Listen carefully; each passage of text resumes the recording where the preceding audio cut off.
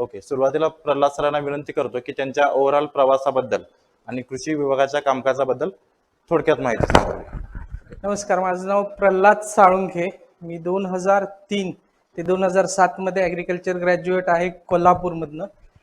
त्यानंतर agriculture graduation करताना मी third semester किंवा थर्ड इयरपासनं प्लांट सायन्समध्ये GRF केलेली मला फेलोशिप होती. माझी MSc झालेलं आहे तमिळनाडू ॲग्रिकल्चर युनिव्हर्सिटी आहे. त्याच्यानंतर माझं PhD ला पण ॲडमिशन झालेलं अब्रॉडला, परंतु काही कारणास्तव माझं बँक सिलेक्शन पण झालं. त्यामुळे मी बँकेत जॉब केलाय 5 वर्ष, 2009 ते 4 वर्ष, 2009 ते 13 पर्यंत जॉब केला. त्याच्यानंतर माझ्या काही मित्रांनी माझा फॉर्म भरलेला म्हणजे सरांनीच माझा फॉर्म भरलेला. माझं काही इंटरेस्ट नव्हतं, पण सरांनी फॉर्म भरलेला आणि सरांनी अशा पद्धतीने सांगितलेलं की तुम्ही कॉलेजचे GS होता, मी कॉलेजचा GS होतो, माझ्या 8.78 समथिंग आहे माझा ग्रेड पॉईंट. तर तुम्ही तुमच्या कॉलेजची GS होता, तुम्ही तुमच्या ह्याच्यामध्ये ॲग्रिकल्चर फील्डमध्ये चांगला आहे, MSc ला 9.5 आणि तुम्ही बँकिंगमध्ये काम करताय, तिथं जे तुमचं कॉन्ट्रीब्युशन आहे त्याच्यापेक्षा जास्त कॉन्ट्रीब्युशन इकडं होऊ शकतं. अशा पद्धतीनं सरांनी मला अक्षरशः की मेन फील्डपासून 4 वर्ष गेल्यानंतर हे करून मोटिवेट करून इकडं आणलं. इकडं आल्यानंतर मला निश्चित जाणवलं की निश्चित ॲग्रिकल्चर फील्ड हे खूप मोठं आहे आणि आपण निश्चित एक मोठा क्वांटम लोकांचं भलं करू शकतो त्या पदावर काम करून. ॲग्रिकल्चर ऑफिसर असून दे, तालुका कृषी अधिकारी असून दे किंवा सब डिव्हिजनल ॲग्रिकल्चर ऑफिसर असून दे, या 3 पोस्टसाठी आपण आता सध्या एक्झाम देणार आहोत. तर त्या ह्या तिन्ही पदांवर काम करताना खूप मोठ्या क्वांटम लोकांचं म्हणजे खूप जास्त लोकांचं भलं आपण करू शकतो. आपल्या एका निर्णयांमध्ये सुद्धा चांगलं काहीतरी घडवण्याची ताकद आहे. आता सरांनी सांगितलं तसंच मी डिव्हिजनल क्वालिटी कंट्रोल इन्स्पेक्टर म्हणून 4 वर्ष काम केलेलं आहे याच्या अगोदर. तर मेकॅनायझेशनची आपली यांत्रिकीकरणाची स्कीम आहे, एवढी सुंदर स्कीम आहे. शेतकऱ्यांचा आता सध्या सगळ्यात मोठा प्रॉब्लेम लेबरचा आहे. तर शेतकऱ्यांना मेकॅनायझेशन मध्ये आता आपण ड्रोन देतोय, म्हणजे एरियल स्प्रेइंग सांगतोय. तर एरियल स्प्रेइंग साठी त्यांना उद्युक्त करणे, त्यांच्यामध्ये त्याच्याशी जागृता करणे. पहिल्यांदा सगळे रिलक्टंट असतात, म्हणजे आपण एक्सटेन्शन मध्ये बघतो की 5 कॅटेगरी आहेत, इनोव्हेटर्स आणि फार लेट अडॉप्टर्स आणि लॅगार्ड्स. तर लोकांना लॅगार्ड्स पासून इनोव्हेटर पर्यंत आणण्याचं काम सध्या महत्वाचं कोण असेल तर कृषी विभाग करतो. आणि त्या विभागाचा आपण जर पार्ट व्हायचं असेल तर थोडं 4-5 महिने गिअर करावं लागेल, तरच तुम्ही होऊ शकता. कारण लॅगार्ड्स पासून इनोव्हेटर पर्यंत आणायची तेवढी सोपी किंवा सुटसुटीत पद्धत नाही. शेतकऱ्यांच्या मनावर एखादी गोष्ट बिंबवायची म्हणजे त्याला कंटिन्युअस हे करायचं. आपल्याला काय वाटतं की आहे कृषी विभाग आहे, पण त्याचं काम लॉंग रन मध्ये दिसतं. आता समजा ड्रीप 2005 ला ड्रीपची पहिल्यांदा योजना सुरुवातीला चालू झाली, त्यावेळेला ड्रीपला कोण नको, कशाला ड्रीप, एवढं महाग आहे, हे आहे ते आहे. पण आता परिस्थिती अशी आहे की ड्रीप शिवाय लोकांचं चालत नाही. हे कुणाचं, हे after a long period of time कृषी विभागाचं. त्यामुळे ह्याचा पार्ट होणं आपण आणि शेतकऱ्यांचा, आपण बऱ्यापैकी शेतकऱ्याची मुलं आहे सगळेजण, का इथं कोण ह्याच्यामधलं आहे तर बऱ्यापैकी शेतकऱ्याची मुलं आहे. आपल्या घरापासून शेती सुरुवात होते आणि मग शेवटी उत्पन्न आलं नाही म्हणून आपल्याच घरात आपण एक सूर असतो की उत्पन्न येत नाही, शेती परवडत नाही, हे नाही. तर ह्याच्यासाठी काम करण्याची ही सगळ्यात मोठी संधी आहे. आपण तिथं गेल्यानंतर माझ्या विभागात एखादा नवीन क्रॉप इंट्रोड्यूस करण्यापासून असून दे किंवा एखादी योजना नवीन इंट्रोड्यूस, म्हणजे तुमच्या इनोव्हेशनला सुद्धा तिथं वाव आहे की आपल्याला वाटतं ना कधी कधी हे असं व्हायला पाहिजे, मार्केटिंगच्या दृष्टीने हे असं व्हायला पाहिजे, ब्रँडिंगच्या दृष्टीने हे असं व्हायला पाहिजे, प्रोसेसिंगच्या दृष्टीने हे असं व्हायला पाहिजे. तर अशा बऱ्याचशा स्कीम, बरेचसे हे आहे. तर ह्याच्यामध्ये काम करण्यासाठी जर चांगल्या पद्धतीनं तुम्ही अभ्यास करून ह्याच्यात आला तर निश्चित एक चांगल्या म्हणजे जी कम्युनिटीला आपली गरज आहे आणि ज्या क्षेत्रातून आपण येतो त्यांच्यासाठी काम करण्याची चांगली संधी आपल्याला ह्याच्यातून मिळू शकते.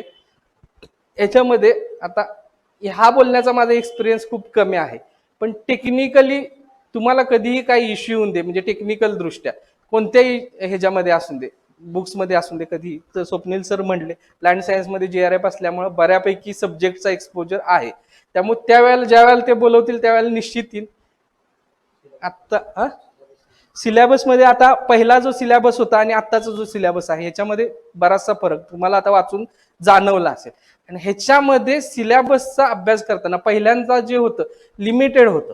लिमिटेड म्हणजे काय, एक फ्रेमलाईन होती. आणि आत्ताचा सिलेबस बघितला तर तसा थोडासा टफ आहे. म्हणजे 5 महिन्यात मी करतो कॉन्फिडेंटली कोण सांगू शकत नाही. म्हणजे ह्याच्यामध्ये तुम्हाला थोडंसं गाईड, थोडंसं शॉर्टकट हे असं करणं कुणी तर करण्याची गरज आहे. आम्हाला अभिमान आहे की स्वप्नील सर वगैरे यांनी शासकीय नोकरी सोडून बऱ्याचशा म्हणजे त्यांनी नुसतं स्वतःच्या कुटुंबाचा विचार न करता बाबा जास्तीत जास्त लोक कशात येतील माझ्या ह्याचा अभ्यास करून, अशा लोकांना हे करण्यासाठी त्यांनी तो प्रयत्न चालू केलेला आहे. आमचा खूप विरोध होता त्यांना, पण तरी सुद्धा की सर मी एकटा झालो पेक्षा त्याच्यापेक्षा माझ्याबरोबर एक 200 पोरं होतील माझ्या ह्याचा वापर होऊन, तर त्याच्यासाठी ते प्रयत्न करतायत, याचा निश्चित हे आहे. तर गाईड, कारण का सिलेबस बघितला वाचला की एवढा वाचता येतो, तर प्रत्येक गोष्टीमध्ये कुठं थांबायचं हे आपल्याला ऍग्रिकल्चरमध्ये महत्वाचं काय होतं, वाचन सुरू केलं की कुठं थांबायचं आपल्याला लवकर कळत नाही. त्याच्यामध्ये गाईडची गरज आहे की बाबा आपण एखादं समजा, मग तुम्ही म्हणणार की हे सगळा सिलेबस आहे हा related to handbook of agriculture वाचतो, नाही, त्याच्यात कुठं थांबायचं, त्याच्यातलं काय घ्यायचं, त्याच्यातलं शॉर्ट कुठलं घ्यायचं, त्याच्यातलं कुठलं ह्या पुस्तकातलं काय वाचायचं, ह्याच्यासाठी गाईडची गरज आहे. त्या दृष्टीनं स्वप्नील सरांनी खूप होमवर्क केलेला आहे, ते निश्चितच तुम्हाला सांगतील त्या पद्धतीनं. आणि त्याच्यातून काय लागलं तर निश्चित आपण ऍक्ट असून दे, आता ऍक्ट मध्ये आम्ही ऑलरेडी काम करतोय, स्कीम्स मध्ये आम्ही काम करतोय, त्याच्यामध्ये बेटर किंवा जे काही रिलेटेड टू द पॉइंट जे करता येईल त्याबद्दल आपण निश्चित करू शकतो. माझ्यामध्ये 2 आहे, general agriculture science and technology, असे 2 आहेत, 200 मार्काचे आहेत.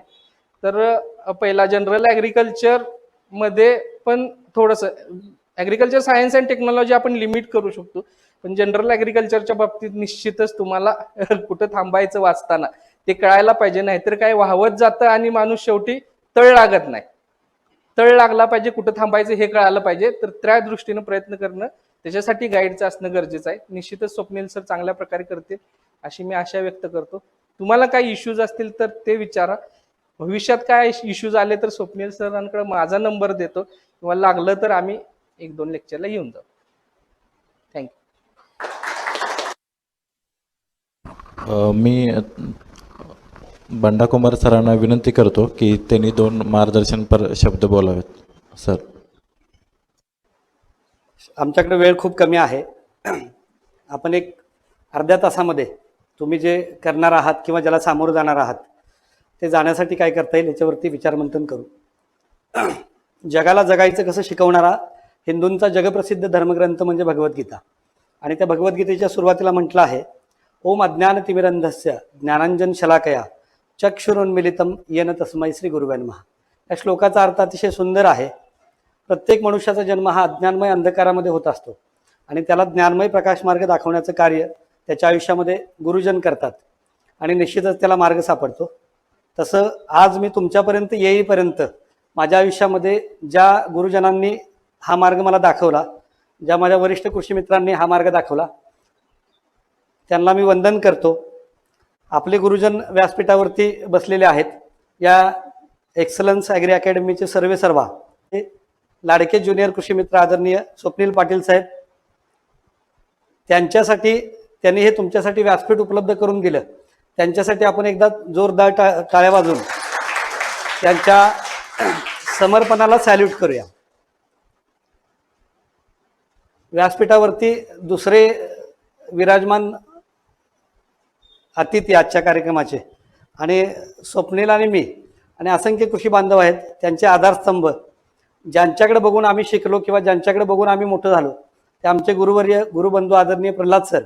त्यांनी त्यांचा प्रवास तुम्हाला सांगितला, परंतु छोट्याशा धनगाव गावातून सुरुवात करून BSc ॲग्रीला कृषी महाविद्यालय कोल्हापूरमध्ये GS होणं, त्यानंतर तमिळनाडू ॲग्रिकल्चर युनिव्हर्सिटीमध्ये टॉपर येणं, आणि त्यानंतर ॲब्रॉडची संधी असताना आपला गावगाडा, आपली शेती आणि आपलं राज्य देश ह्याच्यासाठी स्वतःला अर्पित करण्यासाठी हिथं थांबणं, इतका मोठा त्याग त्यांनी सुद्धा केलेला आहे. त्यामुळं त्यांच्या त्यागासाठी आणि त्याने आपल्याला जे मार्गदर्शन केलं त्याबद्दल त्यांच्यासाठी सुद्धा आपण जोरदार टाळ्या वाजवू. टाळ्यामध्ये सुद्धा असा दम वाटत नाही. म्हणजे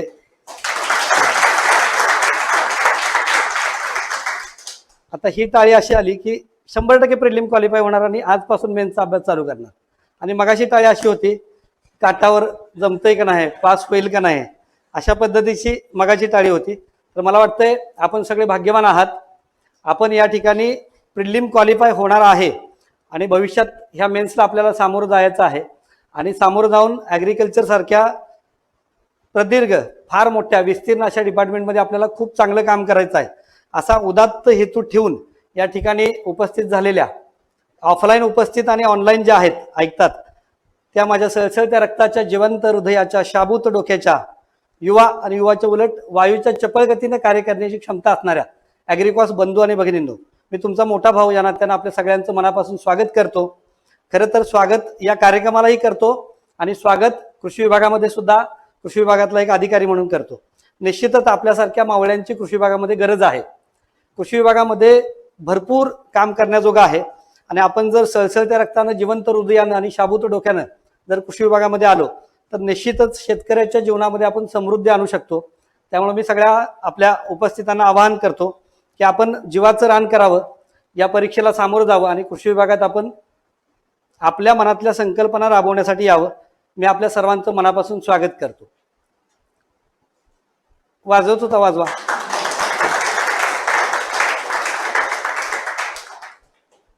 खरं तर तुलनात्मक दृष्ट्या कृषी विभागामध्ये आपण काय यावं ह्याच्यावरती 1-2 मिनिटं आपण बोलू आणि मग बाकीच्या तुम्हाला जे अपेक्षित आहे त्याच्यावरती बोलू.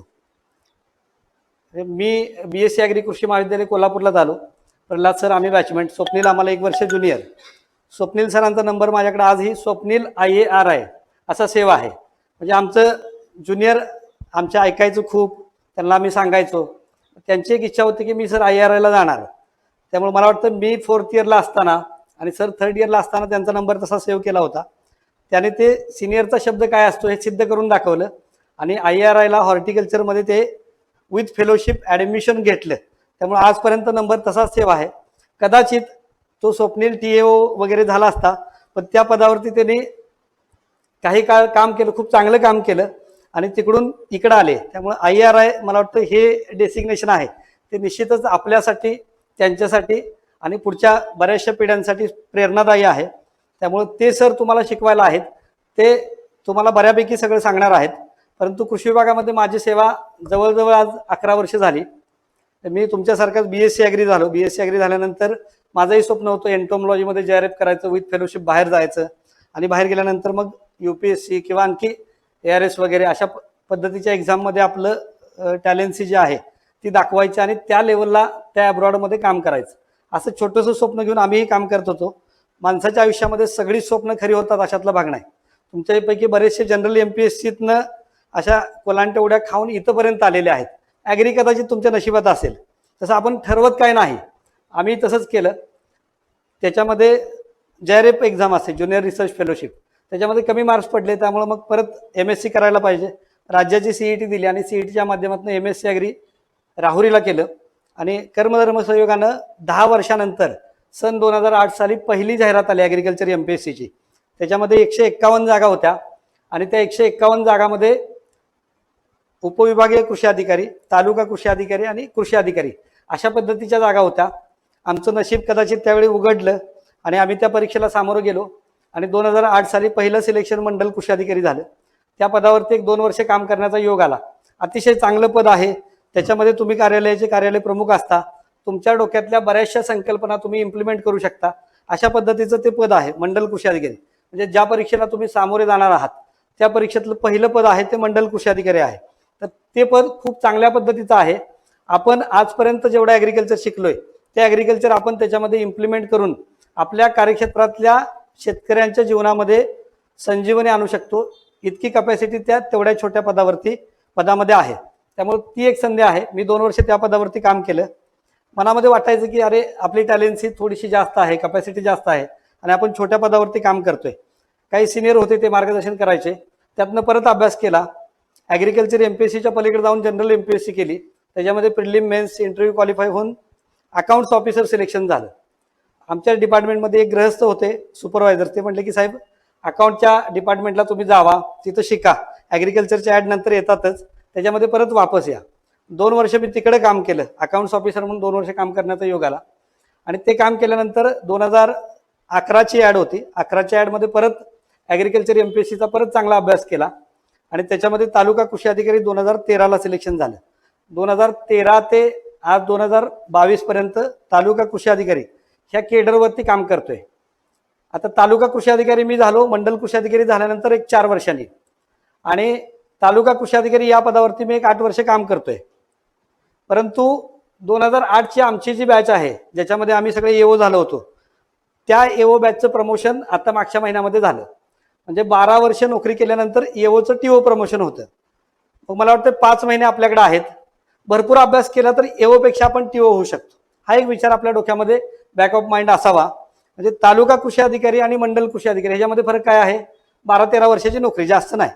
म्हणजे तुम्ही 1-2 मार्कांनी एओ झाला तर समजायचं की एक 12-13 वर्षे पाठीमागे गेलो, मग ह्या 5 महिन्यामध्ये आपण स्वतःला न्याय दिला नाही असं नकळत मनाला मन म्हणणार आणि आपल्याला वाईट वाटणार. आपल्याला काम करायचं अशा पदावरती जे आपलं ड्रीम पोस्ट पाहिजे त्याच्यावरनं खूप चांगलं आणि स्वतःला ब्लेम न करता काम करू शकतो. स्वतःला ब्लेम भविष्यात करायचं नसेल तर आता स्वतःला गाडून घ्यावं लागेल आणि ते बियाणं उगवून आपलं काहीतरी झाड किंवा वटवृक्ष फुलला पाहिजे, अशा पद्धतीचा प्रयत्न आपण करणं गरजेचं आहे. मी आता टीओ म्हणून काम करतोय. तालुका कृषी अधिकारी हे वर्ग 2 वरिष्ठ दर्जाचं कृषी विभागातलं पद आहे. या पदावरती खूप चांगल्या पद्धतीचं काम येतं. तालुका कृषी अधिकारी इन्चार्ज म्हणून तालुक्याचं तुम्ही काम करू शकता. म्हणजे कृषी विभागाचा त्या तालुक्याचा इन्चार्ज म्हणून काम करू शकता. खूप चांगल्या पद्धतीचं काम करायला स्कोप आहे. खूप चांगल्या पद्धतीचं इम्प्लिमेंटेशन तुम्ही करू शकता. डिसिजन मेकिंग असेल, तुमच्याकडे रिसोर्सेस असतात, 40-50 जणांचा स्टाफ असतो, त्यांना घेऊन तुम्ही काम करू शकता. म्हणजे ह्या पदावरती सुद्धा खूप चांगल्या पद्धतीने आपण काम करू शकतो.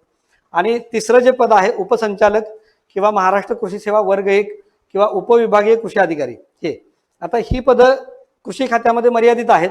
या पदावरती सुद्धा नियंत्रणाचं, सनियंत्रणाचं आणि पर्यवेक्षणाचं काम आहे. ते सुद्धा खूप चांगल्या पद्धतीने, म्हणजे 4 तालुक्यांचा एक एसडीओ असतो. 4 तालुक्यांच्या कार्यक्षेत्रासाठी आपण सनियंत्रण अधिकारी म्हणून काम करू शकतो. ते पद सुद्धा चांगलं आहे.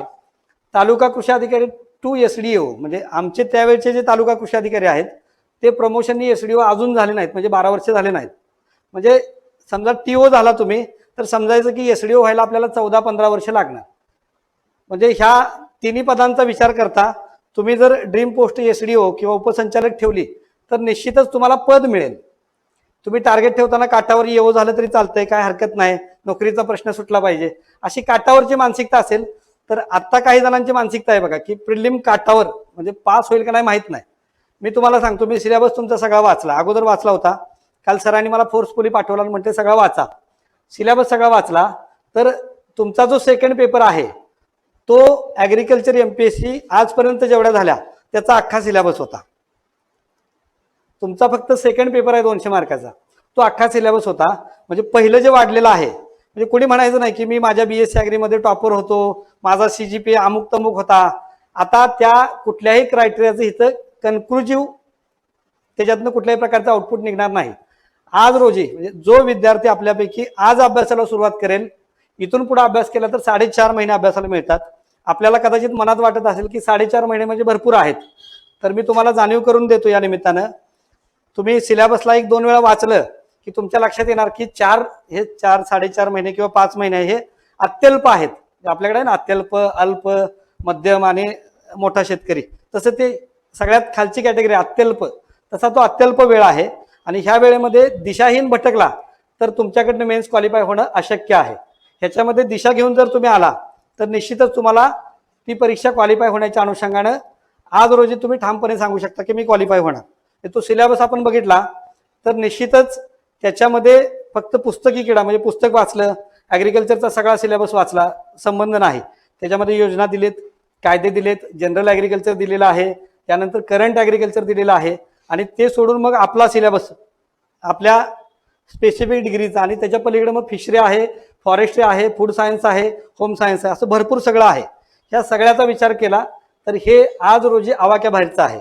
ज्याच्याकडे मास्टर प्लॅन असेल, ज्याच्याकडे स्वतःचं शेड्यूल असेल आणि शेड्यूलप्रमाणे इम्प्लिमेंटेशन असेल, तो ह्या प्रवासामध्ये पलीकडच्या तीरापर्यंत जाईल.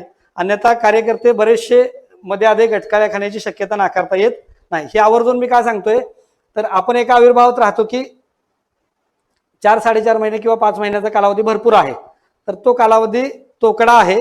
त्याचं 1-to-1 नियोजन केलं, सेकंड टू सेकंड जर त्याचा प्लॅन केला आणि तो एक्झिक्यूट केला तर आपल्याला ह्या मेन्सला सामोरं जाणं सोयीस्कर होईल असं व्यक्तिगत मला वाटतं. मी आता तुम्हाला 3 पदांची माहिती दिली. आता ह्या 3 पदांवरती तुलनात्मक, तुम्ही तहसीलदार झाला, डेप्युटी कलेक्टर झाला किंवा अकाउंटच्या, मी अकाउंट ऑफिसर काम केले, वित्त विभागात गेला किंवा ग्रामविकासात गेला, जिकडेही तुम्ही जाल तिकडं स्पेसिफिक ॲग्रिकॉस म्हणून तुमच्या कामाला मर्यादा आहेत. परंतु इकडे काम करत असताना ॲग्रिकल्चर डिपार्टमेंटमध्ये ॲग्रिकॉस म्हणून तुम्ही आजपर्यंत जेवढं शिकलाय आजपर्यंत जेवढं तुमच्या मनामध्ये साचलेलं आहे ते सगळं तुम्ही इम्प्लिमेंट करण्यासाठी हे डिपार्टमेंट एकदम योग्य आहे. त्यामुळे हे डिपार्टमेंट तुमच्यासाठी चांगलं आहे म्हणून या. ओके, म्हणजे पहिला प्रश्न होता की काय यायचं. तुम्ही आता तुमचं उत्तर आहे की प्रिलिम क्वालिफाय होणार आहे, मेन्स देणार आहे म्हणून यायचं आहे, किंवा नोकरीचा एक विकल्प आहे तो पूर्ण होतो ह्या पदाने म्हणून यायचं आहे. आपल्याला चांगल्या पद्धतीचं, आपण शेतकऱ्याची पोरं आहोत, चांगल्या पद्धतीचं काम करता येईल म्हणून यायचं आहे. मी तुम्हाला 3 पदांचं वर्णन करताना त्याच्यामध्ये 2 गोष्टी माझ्या अनुभवातून सांगतो. ज्यावेळी आमचा 2008 साली निकाल लागला त्यावेळी ॲग्रिकल्चर कॉलेज पुण्याच्या प्रांगणामध्ये आम्ही होतो आणि निकाल लागला त्यावेळी निकाल लागला अधिकारी झालो म्हटल्यावर म्हणजे आनंदाचा माहोल असतो ना. त्या आनंदाच्या माहोलमध्ये आमच्या डोळ्यातून अश्रू गळत होते. का तर बरोबर 4 मार्क्सनी SDO गेलो होतो आम्ही, म्हणजे सब डिव्हिजनल ॲग्रिकल्चर ऑफिसर हे जे पद आहे ते फक्त 4 मार्क्सनी म्हणजे 2 प्रश्नांनी गेलं होतं. आणि ते कुठले प्रश्न होते हे सुद्धा मनाला सारखं त्या दिवशी डिवचायचं. त्यामुळं आम्ही म्हणजे रडणं आवरलं नाही. त्यानंतर माझ्या काही 2 मित्रांनी येऊन सांगितलं की का रडतोय सर. मी म्हटलं SDO पद 4 मार्काने गेले. मग त्यांनी आणखी कार्यकर्ता माझ्याजवळ आणला, ह्यो 0 मार्काने गेलाय, म्हणजे हा येवत झालाय तुमच्या बरोबर, हा 0 मार्काने गेलाय. आता आपल्यापेक्षा जरा जास्त दुःखी असल्यामुळं समदुःखी एकत्र आलो आणि त्याच्यावरती मात करून 2 वर्ष काम केलं. त्यानंतर वित्त विभागात काम केल्यानंतर परत मी ॲग्रिकल्चर MPSC दिली. त्यावेळी 6 मार्कांनी SDO गेलो, म्हणजे पहिल्या वेळी येवो झालो. मग तुम्ही म्हणाल की 6 मार्कांनी 4 मार्कांनी SDO गेले म्हणजे 2 मार्कांनी 4 मार्कांनी TO का झाले नाही, तर त्या ॲडमध्ये TOच्या जागा नव्हत्या. 8 जागा होत्या त्या फिजिकल हँडिकॅपसाठी रिझर्व होत्या. त्यामुळे आम्ही डायरेक्ट SDO टू येवो घसरलो. आणि त्यानंतर पुन्हा चाकोरीतनं प्रयत्न करताना एकदा पदावरती आपण जॉईन झालो की आपल्या अभ्यासाला मर्यादा येतात. मग हे सांगायला राहतं की नंतरच्या ॲडमध्ये मी 6 मार्कांनी SDO गेलो. परंतु ती 6 मार्क्स आहेत ही मला तालुका कृषी अधिकारी पदावरती 12 वर्षे काम करायला लावणार किमान. म्हणजे त्या 6 मार्काचं व्हॅल्यू किती झाली माझ्या आयुष्यातली 12 वर्षे. मला वाटतं हे सगळं आपल्याकडे आहे. म्हणजे 6 मार्कांनी जायचं का 2 मार्कांनी जायचं का टॉपर यायचं हे आपल्या हातात आहे. आणि हे हातात असलेलं जर तुम्ही समजून घेतलं, उमजून घेतलं, आणि निश्चितच स्वप्नील सर आहेत आपले ॲग्रिकॉस भरपूर सिनियर आहेत, तेही मार्गदर्शन करतात, तर एका योग्य दिशेवरती तुमचा प्रवास जर आजपासून सुरू केला तर निश्चितच मला वाटतं की आज तुम्ही जेवढे ऐकताय ह्यापैकी कोणतं राज्यात टॉपर असेल आणि त्याचा बहुमान करण्याचा मान आम्हाला या व्यासपीठावरती मिळेल. अशा पद्धतीची एक छोटी अपेक्षा मी आपल्याकडनं सुरुवातीला व्यक्त करतो. आता आमचा प्रवास सांगत असताना अपेक्षा व्यक्त केल्या त्याला टाळी नसली तर चालते.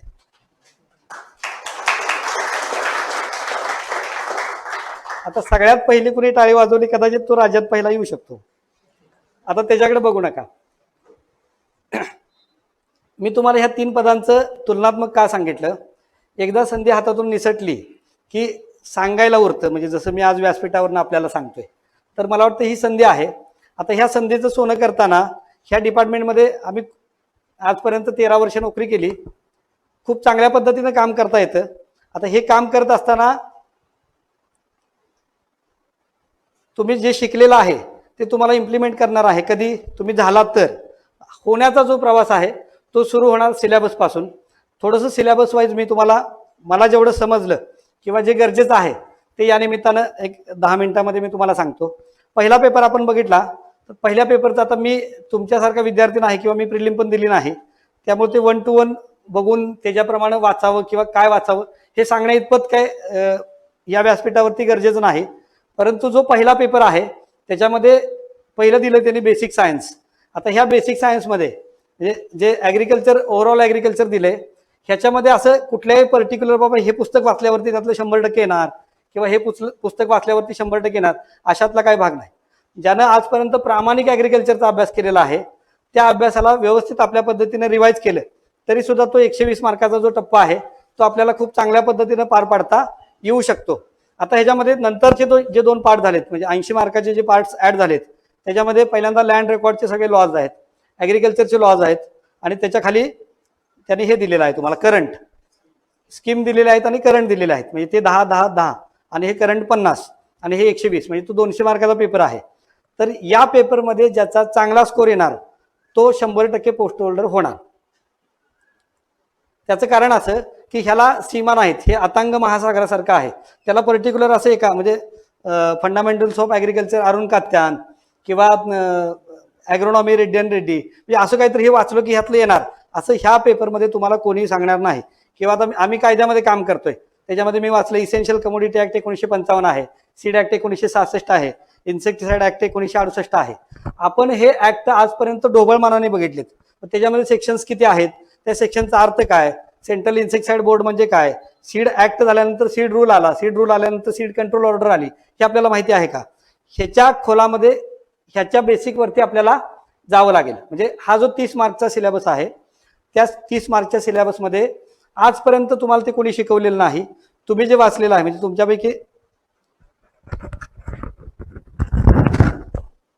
तुमच्यापैकी बऱ्याच जणांना वाटत असेल की बाबा ते ओळखीचं वाटतंय, परंतु जे तुम्हाला ओळखीचं वाटतंय त्या ओळखीचं वाटणाऱ्यातला एकही प्रश्न परीक्षेला पडणार नाही. तो कायदा आहे, आपल्याला कायद्याचं नाव ऐकून आहे, तो कायदा कशासाठी आहे हे माहिती आहे, परंतु त्या कायद्यामध्ये काय दिलेलं आहे. उदाहरणार्थ आपण घेऊ इसेन्शियल कमोडिटी ऍक्ट 1955. 1 एप्रिल 1955 हा कायदा आपल्या भारतामध्ये अस्तित्वात आला. तुम्हाला प्रश्न विचारला गेला खाली, इसेन्शियल कमोडिटी ऍक्ट मध्ये which of the following inputs involved in essential commodity act 1955, first seed, second fertiliser, third insecticide and fourth all above. आणि त्याच्या खाली 1 and 2 असं काहीतरी दिलं. तर ह्याचं उत्तर काय अपेक्षित आहे हे आपण बेसिक आजपर्यंत शिकलो, त्याच्या आधारावरती देऊ शकत नाही, किंवा कदाचित एवढा सोपा प्रश्न येणार पण नाही.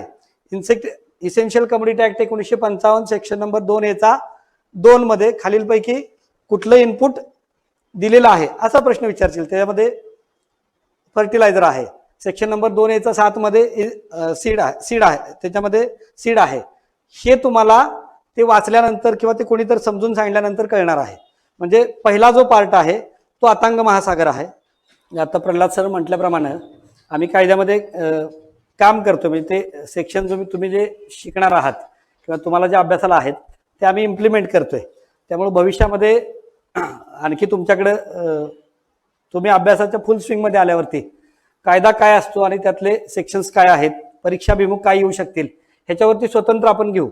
परंतु सेकंड पार्टमध्ये ते सगळे ऍक्ट आहेत आणि त्या ऍक्टमध्ये पर्टिक्युलरली बाबा असं कोण हे येईल किंवा हे येणार नाही असं कोण सांगणार नाही. म्हणजे त्या कायद्यांचा अभ्यास आपल्याला चांगल्या पद्धतीनं किंवा ते कायदे ज्यांनी इम्प्लिमेंट केलेले आहेत त्यांच्याकडनं जर समजून घेतले तर ते 30 मार्क्स जे आहेत ते तुमच्या हक्काचे होतील. ते आपल्याला मिळवण्यावरती जोर देणं गरजेचं आहे. आणि नंतरचा जो पार्ट आहे 50 मार्क्सचा, त्याच्यामध्ये मला वाटतं करंट आहे, ॲग्रिकल्चरची आकडेवारी. आपल्या ॲग्रिकल्चरची आकडेवारी डिग्रीच्या 4 वर्षात आपल्याला कधी सुधारली नाही. त्यामुळे आता ह्या 5 महिन्यामध्ये मी पाठ करतो आणि सगळं परफेक्ट करतो असं कोण म्हणत असेल तर ते शक्य होणार नाही. त्यासाठी आपल्याला त्याचं साचेबद्ध नियोजन, त्याचा आकलनक्षम अभ्यास, म्हणजे आमच्या वेळी मला आठवतं की एक प्रोडक्शन विचारलं होतं. आता आम्ही मिल्क प्रोडक्शन केलं, आम्ही फ्रूट प्रोडक्शन केलं, व्हेजिटेबल प्रोडक्शन केलं, फूड ग्रेन प्रोडक्शन केलं, आणि त्यावेळी एक प्रोडक्शन विचारलं होतं, म्हणजे जे बुद्धीच्या पलीकडचं होतं किंवा हे विचारतील असं वाटलंही नव्हतं ते त्यावेळी विचारलं होतं. म्हणजे ह्याच्यामध्ये काही विचारलं जाऊ शकतं.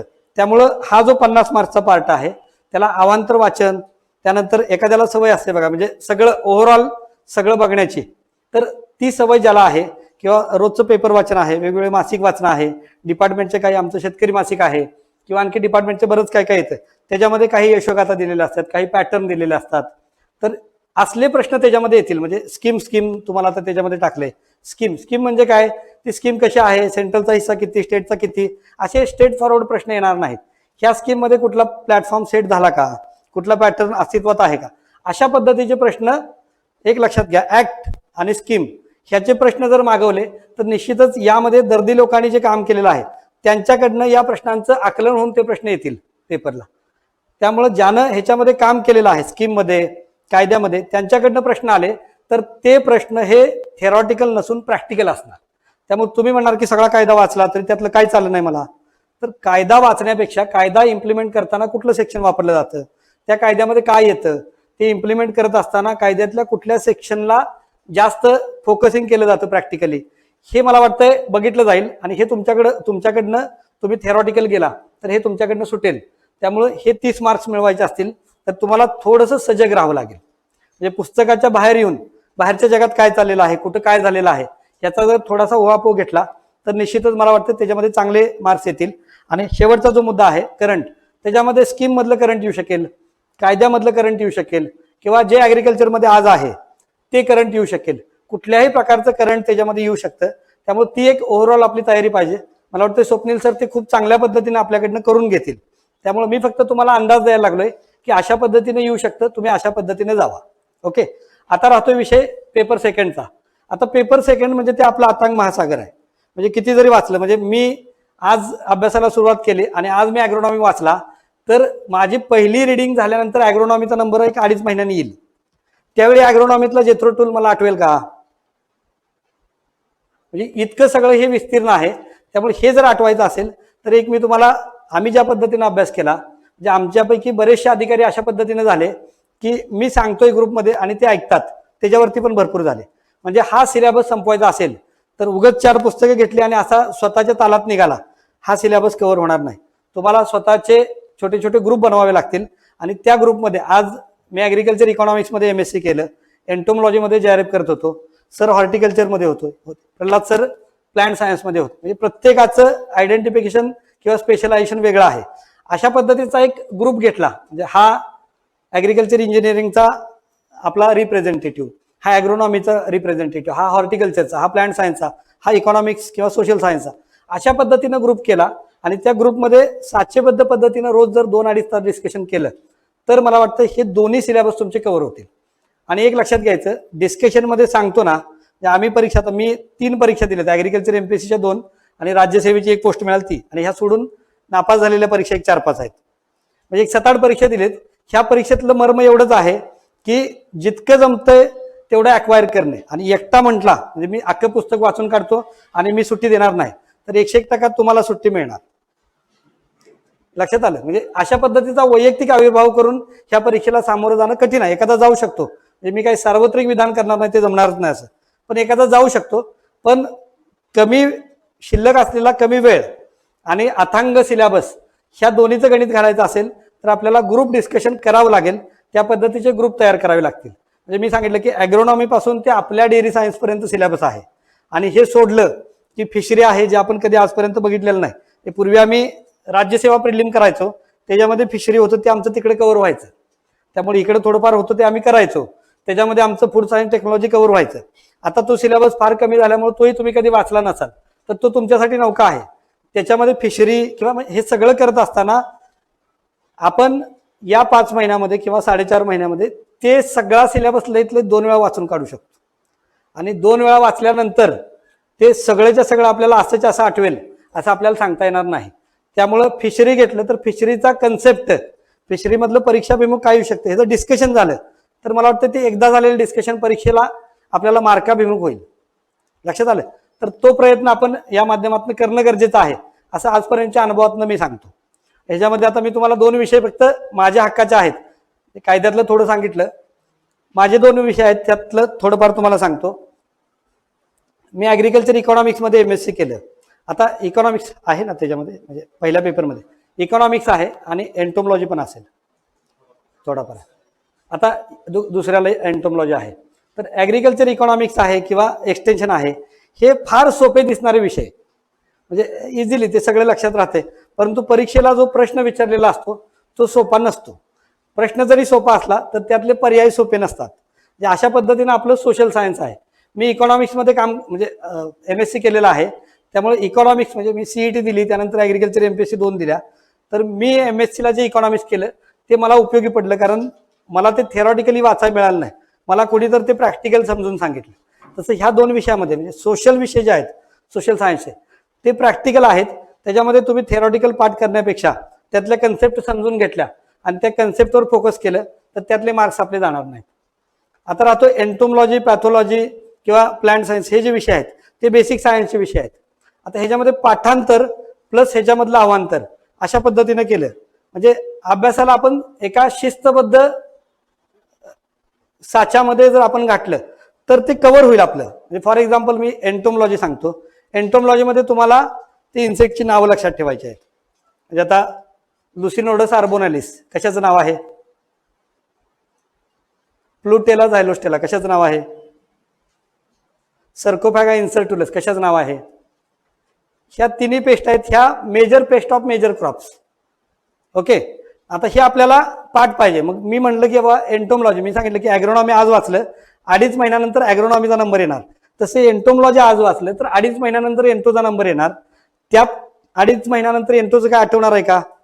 एंटो टोटल 4.5 महिन्यात 2 वेळा वाचायला आपण. त्यामुळे ह्याच्यामध्ये जे पाठ करायचं आहे ते आपल्या डायरीत पाहिजे. म्हणजे मी डिग्रीमध्ये जी डायरी वाचायचो ती सेकंड ॲग्रिकल्चर MPSCला माझ्याजवळ होती. JRFला जी डायरी आम्ही तयार केली होती ती होती. म्हणजे त्याच्यामध्ये मी जिष्ट काढलेलं होतं, माझ्या बुद्धीनं काढलेलं होतं, ते वाचल्यानंतर ते मला कन्सेप्च्युअल समजणार आहे. त्यातलं काय जरी विचारलं तर मी सांगणार आहे. म्हणजे त्याच्यामध्ये आता हे आहे बघा, म्हणजे पळींज is the symptom of which pest. कशाची आहे ती, कुठल्या पिकाची आहे सांगा, नंतर किडीवर जाऊ आपण. राईसची आहे, बरोबर आहे. कुठला आहे ते, स्टेम बोरर आहे. त्याचं नाव काय, येलो स्टेम बोरर. सर्कोफॅगा सर सांगतात. अजून फक्त तुमचं नशीब आहे की सर प्रिलिम असेच दिले, क्वालिफाय कदाचित होणार नाहीत, नाहीतर ते प्लांट सायन्सचे आहे. सर्कोफॅगा इन्सर्टुलस स्टेम बोरर आहे ते त्यांनी सांगितलं, तुम्ही कुणीही सांगितलं नाही. तुम्हाला प्रश्न विचारला गेला की पळेंज is the symptom of which of the following pest of paddy किंवा which of the following pest, आणि त्याच्यामध्ये आपले सायंटिफिक नावं दिले, सर्कोफॅगा इन्सर्टुलस, प्लुटेला झायलोस्टेला किंवा आणखी बरेचसे आहेत. तर ते आपल्याला ओळखता आलं पाहिजे. म्हणजे आपल्याला पर्टिक्युलर सिम्पटम असतील पॅथॉलॉजीमधले, इंटोमॉलॉजीमध्ये, ते सिम्पटम पाठ करून त्याचा जो कॉझल ऑर्गॅनिझम आहे किंवा त्याचा जो पेस्ट आहे त्याचं सायंटिफिक नेम हे आपल्याला पाठ, म्हणजे जे आपल्याला सिलेबसमधलं पाठ करायचं आहे, सायंटिस्ट असतील किंवा त्यांचे शोध असतील तर ते आपल्या डायरीत पाहिजे. ह्या सिलेबसला टोटल आपण एका साच्यात घेतला तर पाठ करायचं आहे ते डायरीमध्ये, समजून घ्यायचं आहे ते ग्रुप डिस्कशनमध्ये. अशा पद्धतीने जर आपण ह्या सिलेबसला सामोरं गेलो तर निश्चितच मला वाटतंय आपल्याला सिलेबस कव्हर होईल.